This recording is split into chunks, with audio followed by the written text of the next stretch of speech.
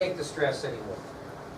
So on April 6th, 1917, just a short time after Wilson officially begins his second term, the United States officially declares war on Germany. At this point, the Allies are in tough shape.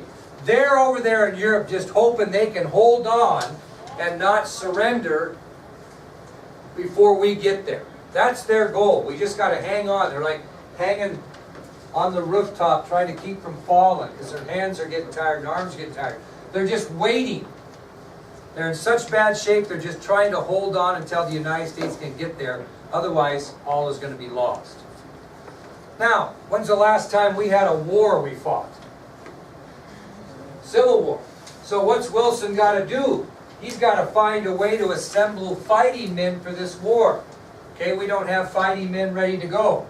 So he's got two choices. May have to use them both. What's his first choice? Ask for volunteers. What's his second choice if that doesn't go? Draft. Establish the draft.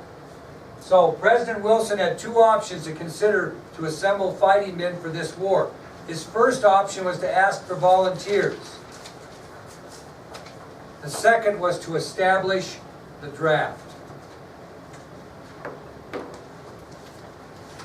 He actually did both.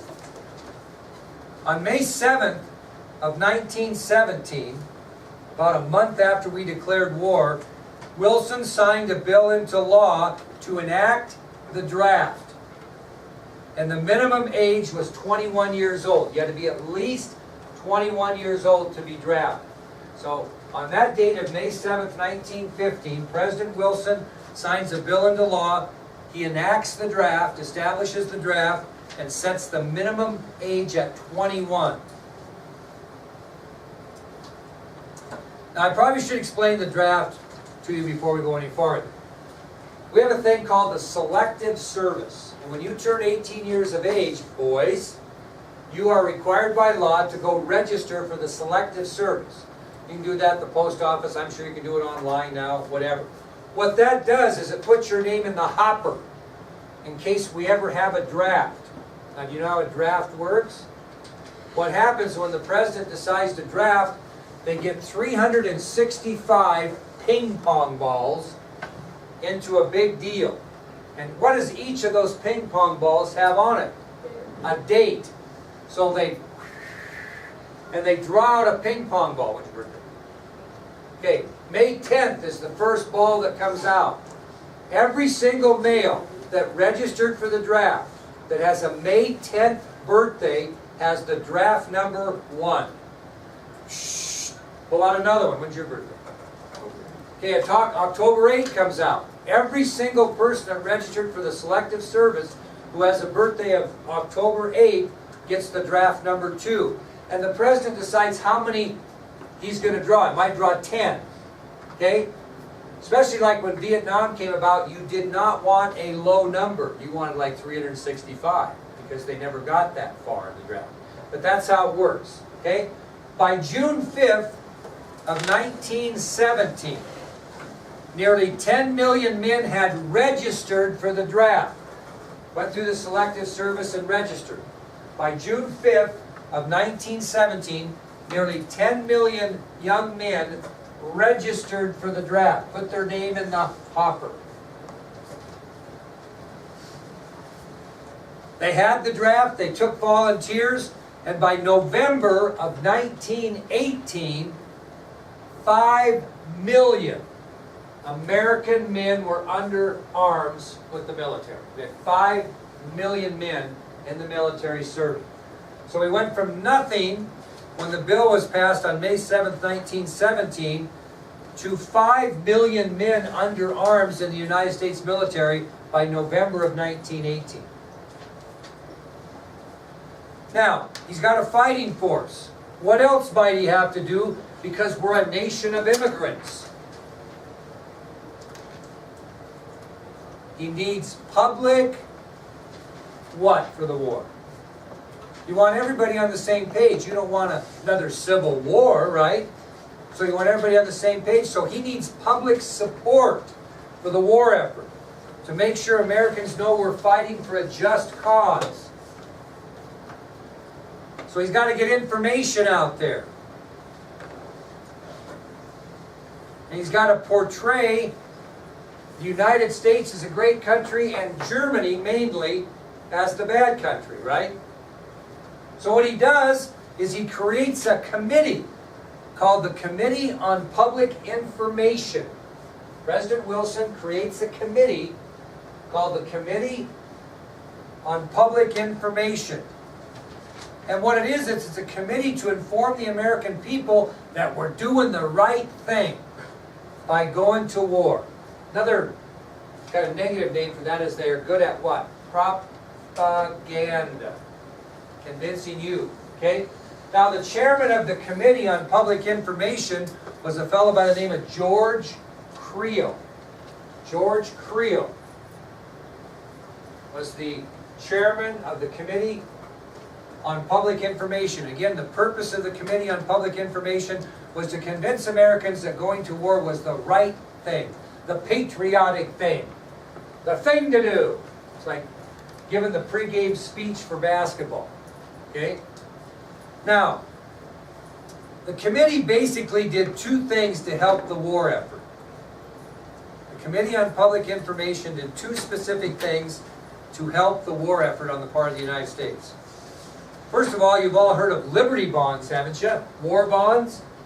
Okay, what the Committee on Public Information did is they initiated the sale of Liberty bonds or war bonds for the war effort. Anybody know what a Liberty bond or a war bond is?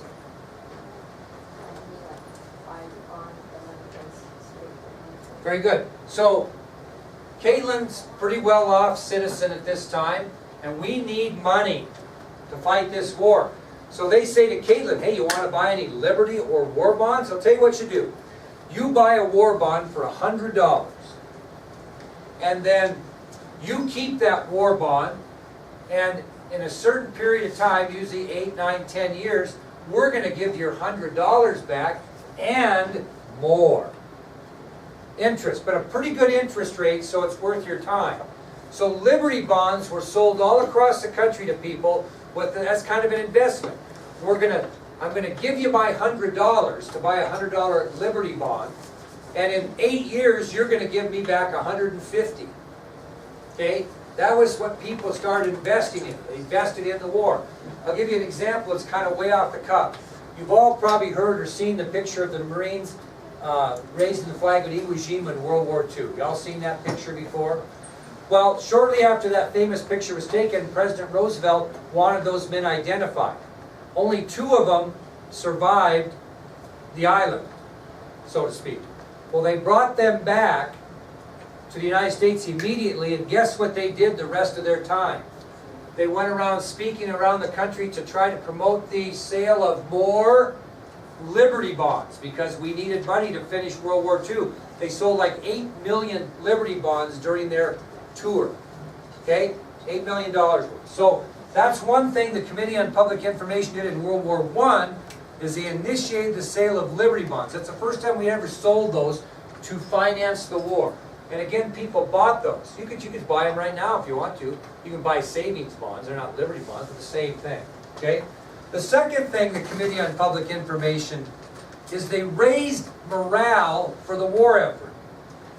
And to raise morale for the war effort, they had to create an anti-German attitude across the United States. So they raised American morale for the war, and to do that, to raise the American morale, they had to create countrywide an anti-German attitude.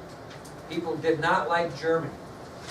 Now I'll tell you something, my dad, long gone now, served in Korea, didn't get into World War II, he served in Korea. He hated the Germans. I mean, he hated them. All his life. My father-in-law is 90 years old, fought the last part of World War II, hates Germans. All because of this propaganda and this anti-German attitude. I'll give you 3 examples of how the Committee on Public Information gave an anti-German attitude. And I'll tell you, Mr. Tonkovich would not like the first one. Because you know what public schools did in America? They banned the teaching of the German language in public schools.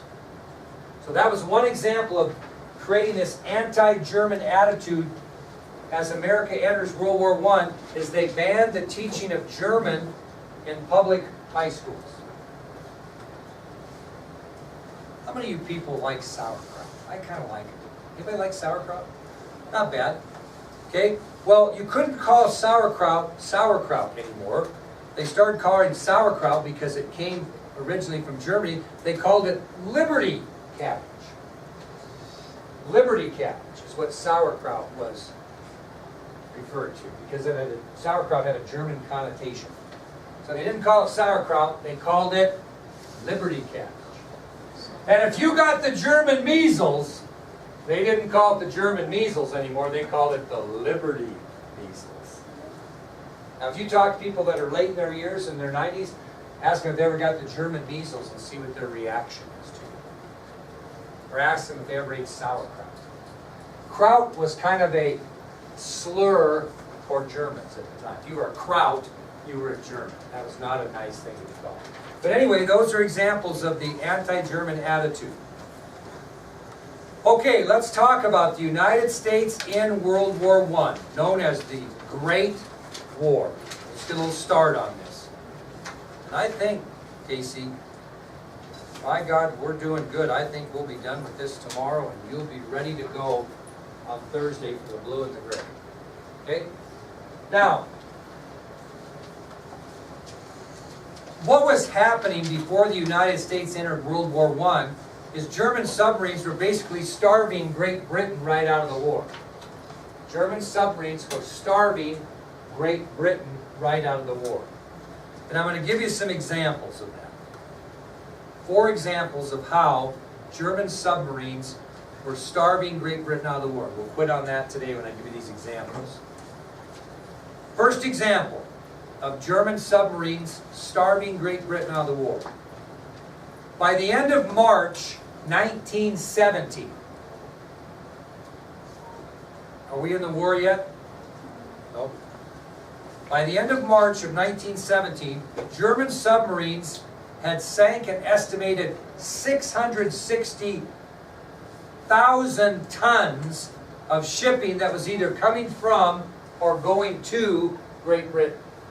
By March of 1917, German submarines sank approximately 660,000 tons of shipping that was either coming from or going to Great Britain. 660,000 tons.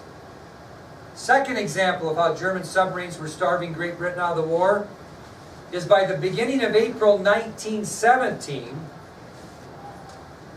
that 660,000 tons of shipping that was either coming in or going to Great Britain that was sunk increased to 900,000 tons. So again, number 2, by the beginning of April 1917, in just a week or 2 period of time, it went from 660,000 tons of shipping to 900,000 tons of shipping. Why were they doing things so quickly? They were trying to get Britain out of the race before what? The United States gets there. Third example of how German submarines were starving Great Britain out of the war is at the beginning of April of 1917, 25% of the British Navy lay at the bottom of the ocean, their fleet. By the beginning of April 1917, 25% of the British naval fleet lay at the bottom of the ocean.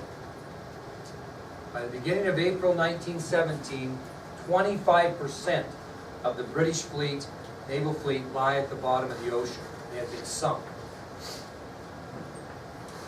Now think about this. Number 4. By the beginning of April 1917, guess how long Britain, how much food, okay, let me rephrase that. Britain had so much food to feed their people, and then it was going to be gone. Guess how much longer they could feed them with the amount of food they had before they had no food whatsoever? 1 week. Pretty close. 3 weeks. Very good. So by this point in the war of April 1917, Great Britain only had enough food reserves to feed the population of that country for 3 more weeks. They needed the United States to get there. But we're not going to get there in 1917, are we? So what we're going to have to do is we're going to have to protect Great Britain so that those ships going in or coming out are no longer being sunk. So actually the first action we take before we send one troop over to Europe happens in May of 1917, when we're going to try to turn the tide for Great Britain by protecting those ships either coming in or coming out of Great Britain so they can no longer sink food needed, because they only got 3 weeks left, right? Okay, and that's where we'll start tomorrow, is what we do in May of 1917 to help solve that problem before we send troops. Now let me ask you a quick question, just to see if you get this figured out. Why are we not just rushing these 5 million troops over immediately? Let's kick butt. Let's get over there. Why are we not doing that? Just send it right away. Well, yeah, we got equipment, but what haven't we done? Haven't trained it. And you'll find out, we'll talk about this tomorrow, General John J. Jack Pershing's not willing to send these American soldiers over until they're trained. And do you think he's getting pressure from Europe to hurry up and get over here? He sure is, because they're trying to hang on until America can get there, and he's not going to rush them before they're ready. Which was smart, actually. Okay, perfect.